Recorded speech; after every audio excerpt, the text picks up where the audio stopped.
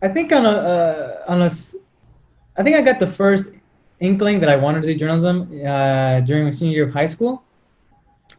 I had a really smart and encouraging teacher. His name was Mr. Matthews. Went to Spain Park High School, and he told me one day that I wasn't half bad at writing, and so I kind of just took his word for it and literally Googled.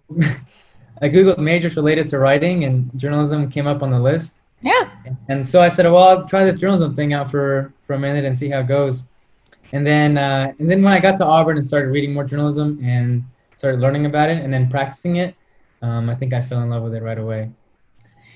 It's it's one of those careers that like it's people are always like, oh, you're getting into journalism. It's a tough business right now, especially with costs and things like that, and no one reads the newspaper, but it's one that once you're in it, like you're stuck in it. Yeah, I think it's so interesting that you say that because obviously I'm just starting out in this, so I see all the time on the dark void that is the Twitter timeline, and in class we talk about this, and amongst peers I talk about this, how the industry it's in a pretty bad place right now, especially during the pandemic. Yeah. And I guess I just feel really lucky that I know that I mean I really enjoy doing this, and I don't know how long this will last, but I know that as long as I'm given opportunities, that I'm gonna take advantage of them and not abuse them. That's awesome. So tell me a little bit about your journalism experience now at Auburn. You were the editor of the Plainsman, is that correct? And did some pretty cool internships. Well, I love the Plainsman. The Plainsman office is located in the first floor of the Student Center, Auburn University Student Center, and it's this like cave of a room. There's no windows, and the couches, like if we smack him with a notebook and dust comes flying up, and there's dictionaries all over the place and old papers all over the place, and I could not. I fell so in love with that office. I mean, that was my mecca there at Yeah. Auburn. I mean, I can't imagine not having worked at the Plainsman and being where I am now. I mean, I just can't. It wouldn't have happened. It was full of people that were nerds and that geeked out about Oxford commas and semicolons. So I found my people there, Yeah. and so smart too. I mean, people that love reading and writing. I mean, inherently they're curious people there, and so I worked at the Plainsman. I didn't start until 2 years in, a year and a half in almost. And the reason why is because I was just scared. I was intimidated by them, by the Hmm. police. And luckily I had a friend, his name's Nathan. He kind of urged me to walk in one day. And then I just never looked back. I fell in love with it. And then through some of the stories I did there, I was able to land at there's like this thing called the Hearst competition. And Right. I got it. I made it there. And then one of the judges was the editor in chief of the San Francisco Chronicle. She took a giant chance on me. she she gave me an internship with them over the summer, last 2019. And then from there, I'm luckily, I think that helped me a lot in getting this Hearst Fellowship gig. Yeah. So tell me about the Hearst Fellowship. How many is it? What, 10 across the country? From what I understand, it looks like yeah, that's what they said in the press release thing they sent out. It was 10 Yeah. people. And the way it works is, so Hearst, they have several newspapers across the country, Right. and the fellowship is 2 years. It lasts 2 years. So my first year I'll be at the Albany Times-Union, where I'm at now, and the second year I'll be at another Hearst paper. So it could be the Houston Chronicle, San Antonio Express News, the San Francisco Chronicle, and I don't know yet where I'll be in my second year, but I know I'm glad to be here my first year. Obviously, I'm biased, and you know, I'm working for them now. But I did consider this fellowship to be one of the best opportunities for young journalists, and so I feel very lucky to be here right now.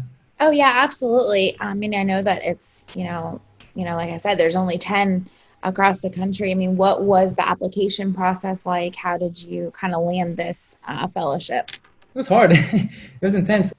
What stood out when I was applying in the first place was how many clips they asked for. I think they asked for like 10 clips, 10 or 12 Oh, wow. clips, which is a lot. I mean, usually the other papers they ask for like 3, 6 max. You know, they don't want to read a bunch of your stuff. I mean, well, they want to read the best you got, but they asked for a lot, and so I that showed that hinted to me that they were serious about this and that they wanted to see that, you know, you could write beyond your 2 stories that you spend 6 months on or whatever. That appealed to me. That the process appealed to me, you know, because it was hard.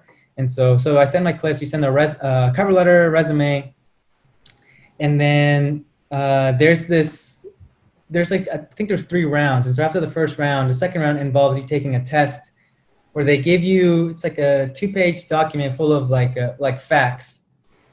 And it's like a breaking news story. And they ask you, so take these facts and write a quick story. You log on to this like weird website thing. And I forgot how much time they give you. I want to say it was like 30 minutes. You have 30 minutes to read this prompt and then formulate a quick story. Right. So like you did that, and then after that you do the interview process. And I don't know how many finalists there are in the interview process, but and then after the interviews, if you don't mess that up, or if you're lucky enough to do well and not choke, then I guess you get it. That's awesome. There's some miracle I got it. So what are you going to be doing in Albany? Yeah, so they have me on the breaking news team. I'll be a breaking news reporter, and it looks like I'll be dipping my toes in a bunch of different types of stories too, which I really like. That's awesome. What are you most excited about? Oh my gosh, before this I've been trying to read their website and see what's going on, and Right. yesterday I walked around. There's this beautiful park next to my apartment here, and I'm walking around and seeing, like, I don't know, just trying to get a feel of things here.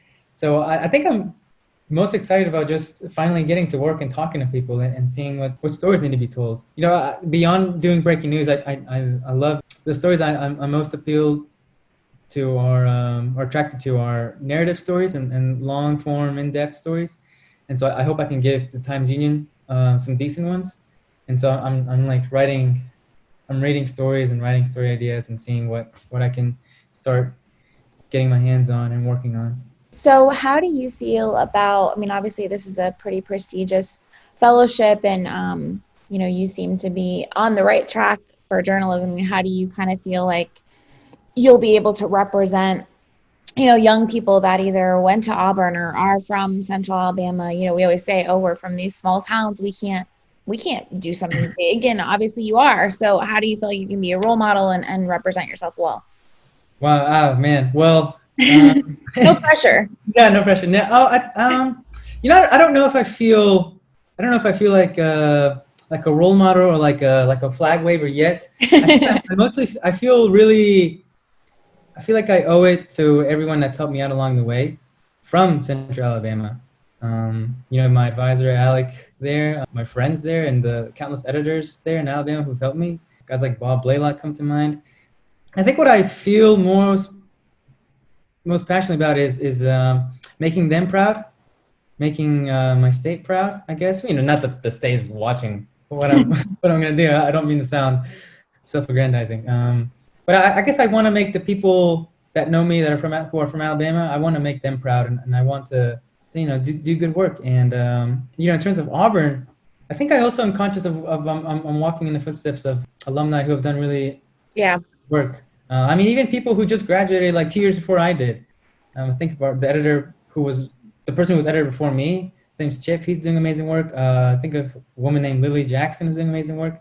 So I guess I feel more pressure to live up to them, to what they're doing more than anything. So I guess I just don't mess it up. Yeah, just don't mess up. You're fine. Yeah. And I also feel really lucky to do this. I feel extremely lucky. So yeah. Yeah, I've been in the business for 10 years and I'm jealous of you. You know, like there's that exciting, I mean, yes, nerve-wracking, but that exciting, like getting to know a whole new place and then doing it again in a year. The good thing is that, you know, AU, the Plainsman is such a good, solid college newspaper that, you know, I've always been impressed with the work that you guys have done.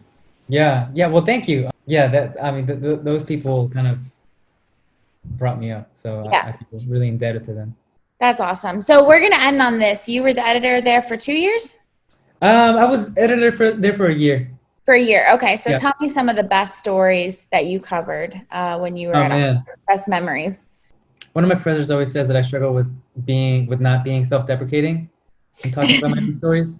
His name is Joan Harrell. And so some of the stories that come to mind, geez. I think that I'm really proud of is a story I did about gentrification. I guess it was a year and a half now. I love that story because I think in journalism there's some story ideas that you'll think of and you pitch, and I'll talk about it to a friend who's not in journalism, and they'll say, "Oh, of course, yeah, like gentrification is obviously happening." It's just like this kind of known thing around the block, around the community, but it's not. There's not really I hadn't yet read a story that kind of showed why gentrification was important. Right. Show the personal impact of that to people's lives, and so I think that was my like first foray into investigative long form work. And I'm sure if I read it right now, it would be Yeah. some of the sentences and choices in that story. But I think I liked that I threw myself into that. And I think that I'll always be proud that little 2018 version of Eduardo tried that. And that I don't know how great it was, but I know that I'm proud that I tried it. I liked working on it, yeah. So that one comes to mind. I enjoy that one. That's awesome. It's always funny as a journalist, like sometimes you put like so much work and effort into, this story you think is great and you're so proud of, and Yeah. then you put no effort into something that about like a guy eating a cheeseburger, and that's the one that everyone remembers. So Yeah. Has that happened with you at all? Like with stories and oh yeah, for sure. yeah. I put in like all this work and I think, oh my God, this is so great. Everyone's going to love this. And people react well maybe, but then there's something that I literally put 5 minutes into and it, is, Blows up and it's all over the place. exactly. So, Yeah. which is good, right? Yeah. Which is good. Yeah. Yeah. Well, I appreciate you taking the time out and talking to us and, representing Central Alabama well. Oh, well, I thank you for the questions and thank you for wanting to speak with me.